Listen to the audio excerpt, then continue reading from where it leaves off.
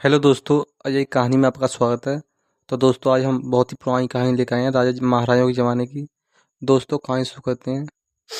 एक राजा थे मान सिंह। उनकी एक बेटी थी और उनकी इकलौती बेटी थी। उसे बहुत ही प्यार करते थे दोनों पति पत्नी। तो वो जैसे ही 10 साल की हुई, उसकी बीमारी से मौत हो जाती है। अब पूरा परिवार दुख हो जाता है। तो एक तांत्रिक आता है और उससे हाथ जोड़ के महाराज बोलते हैं, अगर मेरी बेटी कैसे भी जिंदा हो जाए तो आप इसको जिंदा कर दीजिए। तो वो तांत्रिक बहुत ही शक्तिशाली होता है। अब रात को शमशान घाट में जाता है, तपस्या करता है और उस मरी हुई जो राजा की लड़की होती है उसका नाम चंद्रमुखी होता है और चंद्रमुखी को वो जीवित कर देता है। अब चंद्रमुखी बहुत ही सुंदर होती है, इतनी सुंदर होती है कि उसे कोई लड़का पहली नजर में देख ले तो उस पर मोहित हो जाता। तो हलौल करके चंद्रमुखी 20 साल की हो जाती है और जवानी में चकनाचूर होती है और बहुत ही सुंदर होती है। तो एक दिन की बात है, चंद्रमुखी अपने अट्टे पे खड़ी थी। तो एक एक किसान का लड़का उसे देख रहा था और चंद्रमुखी भी उसे देख रही थी। और किसान के लड़के ने जैसे ही उसको देखा तो वो हल्की हल्की मुस्कान चेहरे पे ला रही थी।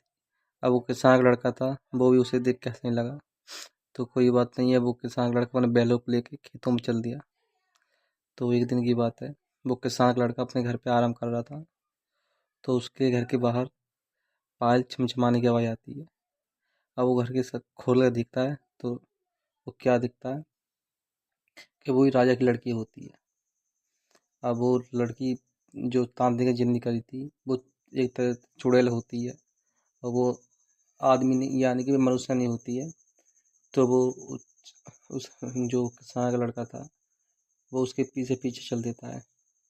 अब वो लड़की उसको जंगल में ले जाती है, घनघोर जंगल में। अब वो दोनों एक पहाड़ी पर पहुंचते हैं और किसान के लड़के से बोलती है कि क्या तुम मुझसे प्यार करते हो? तो किसान लड़का सोचने लगता है और डरने लगता है, ये राजा की बेटी है, अगर मैंने इसे कुछ बोला तो राजा मुझे फांसी पे चढ़ा देगा। तो वो बोलती है, डरो मत, जो तुम्हारे मन में इच्छा है वो मेरे को बताओ, मैं किसी से नहीं कहूँगी। तो फिर सोचने लगता है, जो होगा देखा जाएगा।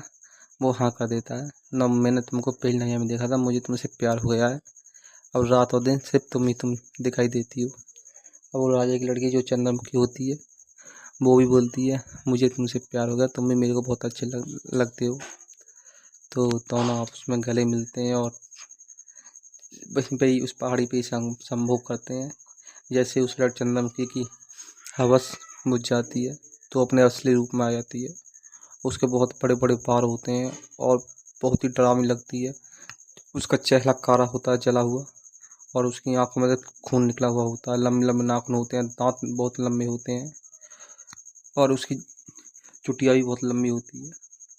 अब जैसे किसान का लड़का रोने चिल्लाने लगता है, बचाओ बचाओ, पर उसको बचाने के लिए दूर दूर तक कोई नहीं था। अब वो भागता है तो झट से वो जो राजा की बेटी होती है चुड़ैल, उसका अपनी चुटिया से गला दबोच के उसे अपने पास खींच लेती है। अब वो उसके हाथ जोड़ता है, पैर पकड़ता है, पर उसे माफ नहीं करती है। एक बार में उसका अपने हाथ से लंबे लंबे नाखूनों से उसका पेट फाड़ देती है। उसकी आंत फांस निकाल के सारे उधर से उधर फेंक देती है और उसका सारा खून पी जाती है। अब वो अपने घर पे आ जाती है। जब जैसे ही जंगल में गाय चराने वाले जाते हैं तो वो क्या देखते हैं कि वो किसान के लड़के की वहाँ पे लाश पड़ी होती है, बुरी तरह चीरी फड़ी। तो वहाँ गाँव में हल्ला होता है कि किसान के लड़के को किसी जानवर ने बहुत ही बेरहमी से मार दिया है। तो कोई बात नहीं। अब एक दिन की बात है, एक राजा का लड़का था और वो देखने में बहुत ही सुंदर था। अब वो जो चंद्रमुखी होती है राजा की लड़की, अब उस लड़की चंद्रमुखी का दिल आ जाता है उस पर। अब वो राजा का लड़का उसे इग्नोर करता है। वो उस राज्य में है कि दूसरे राज्य में जा रहा था अपने भाई की शादी का निमंत्रण देने। अब उस चंद्रमुखी कैसे भी करके उस पर निगाह पड़ जाती है। अब उस पर वो पहली नजर में मोहित हो जाती है, पर वो राजा लड़का उसे इग्नोर करता है और वहाँ से चला जाता है। तो वो अपने एक सिपाही को बोलती है इस राजा के लड़के का पीछा पर करो, ये कहाँ का है, कहाँ का रहने वाला है।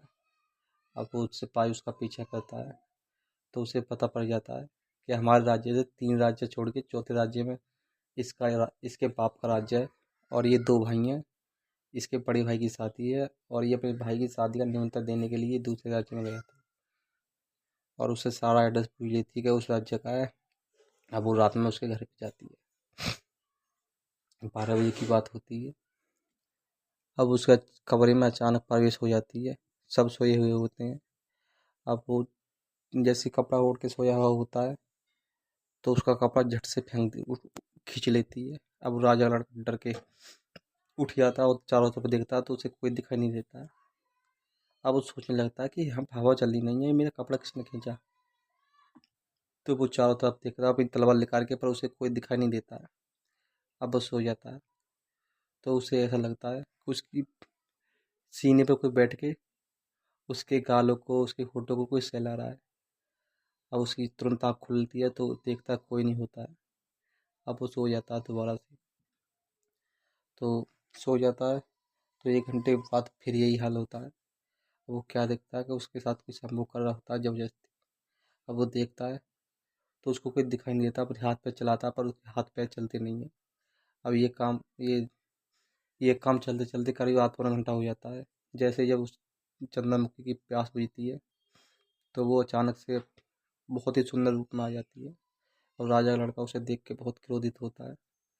पर वो राजा का लड़का था इसलिए लड़की थी उससे कुछ नहीं बोलता है और उससे बोलता है, आपने मेरे साथ बहुत ही गलत किया है। आप ऐसा करो, यहाँ चले जाओ, मत मेरे हाथों से किसी औरत का कत्ल हो जाए। तो वो वहाँ से चली जाती है। और राजा का लड़का रात दिन उसी के बारे में सोचता है कि वो लड़की थी या चुड़ैल थी या क्या थी। तो वो एक दिन एक तांत्रिक उसके महल के पास होके जाता है और उस तांत्रिक को बुला लेता है और उससे बोलता है, महाराज मेरे साथ कल रात ऐसे ऐसे हुआ था। एक बहुत ही सुंदर लड़की थी और उसने मेरे साथ ये गलत काम किया है और मेरे को दिखाई दे रही नहीं थी। तो वो तांत्रिक बोलता है, वो एक चुड़ैल थी, वो मर गई थी तो उसको एक तांत्रिक ने जिंदा करा था। अब वो चुड़ैल बन गई है और उसका एक ही काम है कि जो जवान लड़के होते हैं उनके साथ संभोग करती है और उनको मार देती है। तो फिर वो राजा का लड़का बोलता है, महाराज फिर मेरे को क्यों नहीं मारा। तो वो बोलता है कि उसका तुम पे दिल आ गया, इस वजह से आपको जिंदा छोड़ दिया और पता कुछ नहीं है कि अगली बार मैं आपको ही मार दे।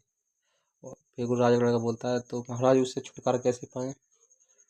तो वो तांत्रिक बोलता है, जैसे ही तुम्हारे पास वो आए तो उसी कैसे भी करके चुटिया काट लेना और चुटिया काट के उसको जला देना, उसकी मृत्यु हो जाएगी।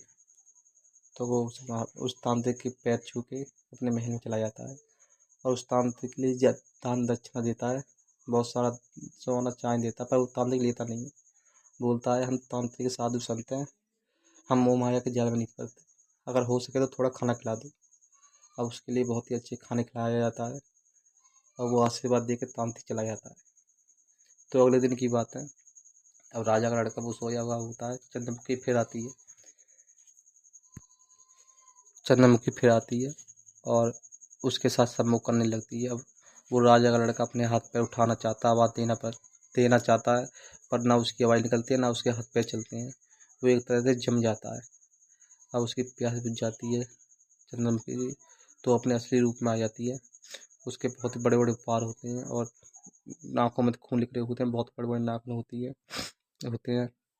तो जैसे ही वो उस राजा के लड़के को पेट को छीनना चाहती है, ऐसे उस राजा का लड़का तुरंत ही उठ गया और पेड़ से नीचे गिर गया और कैसे भी करके उसने उसकी चुटिया काट ली। अब वो चिल्लाने लगी और उस चुटिया को पास में मसाल खड़ी हुई थी लगी हुई थी, उस मसाल से उस चुटिया को जला देता है और उसकी मृत्यु हो जाती है। तो दोस्तों आज की हमारी यही कहानी थी। अगर दोस्तों को कहानी अच्छी लगे तो लाइक करना, कमेंट करना, हमारे चैनल को सब्सक्राइब करना। धन्यवाद।